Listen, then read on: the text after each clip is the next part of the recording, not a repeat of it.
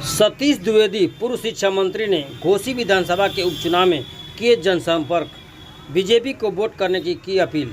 खबर उत्तर प्रदेश के मऊ जनपद के 354 घोसी विधानसभा का है, जहां पे विधानसभा के उपचुनाव में सतीश द्विवेदी पूर्व शिक्षा मंत्री ने घोसी विधानसभा के उपचुनाव में भानु प्रकाश पांडे प्रांत अध्यक्ष विश्व हिंदू परिषद गौरव प्रांत के साथ एवं अन्य कार्यकर्ताओं के संग बीजेपी प्रत्याशी दारा सिंह चौहान के समर्थन में गांव-गांव जनसंपर्क कर लोगों से बीजेपी को वोट करने की अपील की। देखें मऊ से रामसूरत राजभर की रिपोर्ट। सब लोग आप जानते हैं घोसी विधानसभा का उपचुनाव चल रहा है। यह चुनाव भारतीय जनता पार्टी के लिए एक महत्वपूर्ण चुनाव है।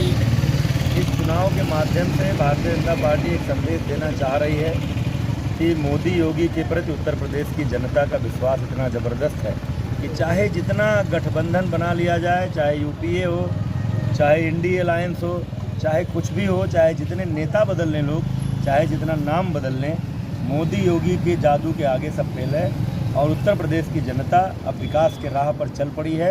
यही प्रमाणित करने वाला यह उपचुनाव है। इसी में हम सब लोग लगे हुए हैं कि अपना अधिक से अधिक योगदान कर सके ताकि इस चुनाव में भाजपा के प्रत्याशी दारा सिंह चौहान की ऐतिहासिक विजय हो सके। मंत्री जी विकास की बात कर रहे हैं, यहाँ 3 कोल्ड स्टोरेज हैं और तीनों बंद चल रहे हैं। अब ये तो देखिए, समाजवादी पार्टी सपा बसपा की सरकारों ने पिछले 15-20 साल में 2017 से पहले मिले बेची, कोल्ड स्टोरेज बंद किया, सड़कें गड्ढों में तब्दील हो गई।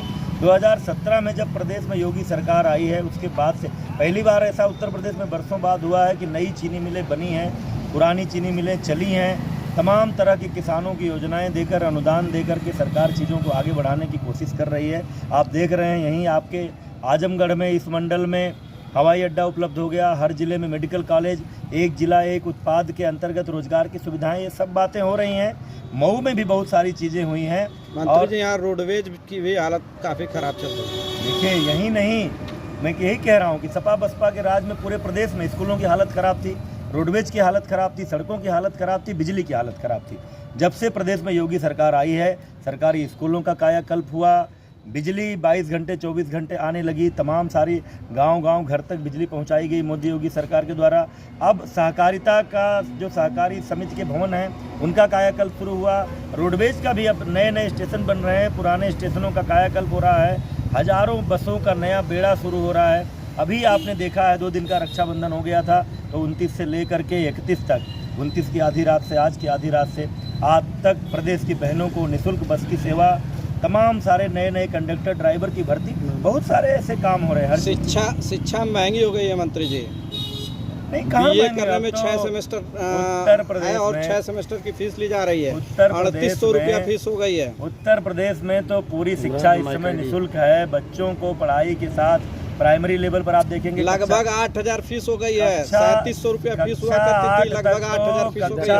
8 तक तो किताबें, बैग, जूता, मोजा, ड्रेस, खाना पीना सब मुफ्त है। उसके बाद भी जब से योगी सरकार आई है, उत्तर प्रदेश के स्कूलों में, कॉलेजेस में किसी तरह की कोई फीस वृद्धि नहीं, सेमेस्टर का फीस से कोई फर्क नहीं पड़ता है। नई शिक्षा नीति आई है, आधुनिक तरह की फीस बताया मंत्री जी कि 8000 के आसपास हो गई है।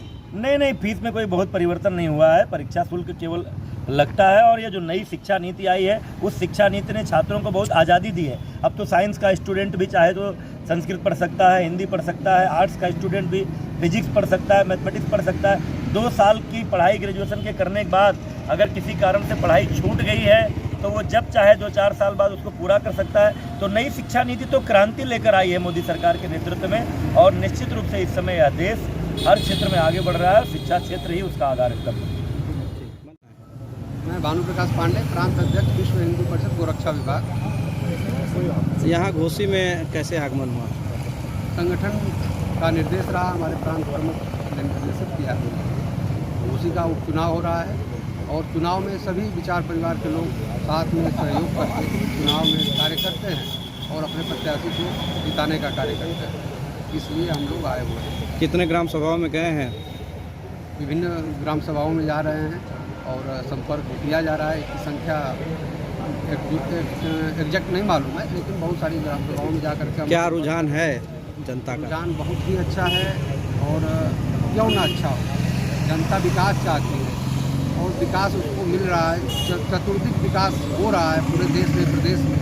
और घोसी की जनता के लिए तो एक अपॉर्चुनिटी है कि जो पिछली बार उसने चुनाव जीता था, लेकिन सपा प्रत्याशी जीता था, आज 1.5 साल में ही उसकी किस्मत बदलने जा रही है और पुनः एक बार भाजपा की डबल इंजन की सरकार मिलने जा रही है। तो यह उनके लिए भाग्यशाली एक क्षण है और वो इसको भाग्यशाली क्षण में बदल करके विजय दिलाएंगे भाजपा को और भारी मत। बाहरी बनाम घर पे क्या कहना चाहते हैं? कोई बारी नहीं है, वो हम भी तो आजमगढ़ के ही अंग है ना, तो कोई बारी का विषय ही नहीं है। और दारा सिंह चौहान एक भद्र पुरुष हैं, जेंटलमैन हैं, कभी उनका किसी से विवाद नहीं हुआ, किसी को उन्होंने टूट कर नहीं बोला, किसी का उन्होंने जानबूझकर नुकसान नहीं किया है, हर व्यक्ति से प्रेम से मिलते हैं और ऐसा ही प्रत्याशी चाहिए। हमको पूरा अंदाज है कि यह अंतर जो है, आज हम 20,000 से आगे जा रहे हैं और चुनाव आते आते ये 50,000 से ऊपर का अंतर। कहीं ओपी राजभर को खदेड़ा जा रहा है तो कहीं उन पर नहीं, ऐसा कुछ नहीं है। ओपी राजभर का अपने समाज में बहुत बड़ा एक सम्मान है, उनकी अर्हता है और वो अपनी लगनशीलता के साथ कार्य कर रहे हैं। बहुत डिमांड है उनकी, देखा वीडियो में देख रहे होंगे। देखा जाए तो लगभग 20